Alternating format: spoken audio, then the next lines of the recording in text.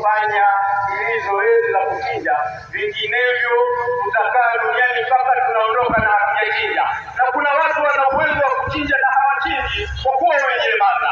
Yaani kuna watu wamejengea mazingira ya kujilemaza. Kwa mfano, kuna mtu mwingine anaweza akasali huo na mwaka wa 30 anasali, lakini kwa mbele hajawahi kusali. Hata ikitokea nafasi hiyo anamsukuma mtu mwingine, kajijengea hivyo. Na mwingine kajijengea mazingira atasali sala zote, lakini sala ya jeneza mwisho hasali mpaka anaondoka duniani. Hizi hali ziko hivyo. Kwa hivyo sio kila atochinja kwamba hana uwezo. Watu wamejilemaza. Kama vile unamuona mtu ana uwezo wa kusimama kwa mbele lakini hasali, ana mwaka wa 30. Wamejiwekea hivyo wanadamu.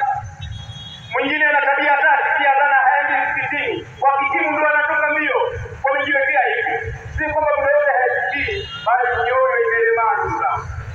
Mungu baada ya kusema hilo, tuingie kwenye onwani ya hotuba yetu ya leo ambayo tumekusudia kukumbushana. Ndugu zangu, onwani ya hotuba yetu ya leo ni uharamu wa mziki katika dini. Jambo ambalo ni gumu kwetu sisi, hata ukizingatia nyumba nyingi za Waislamu, ukifika zinapigwa miziki tu. Miziki kwa mujibu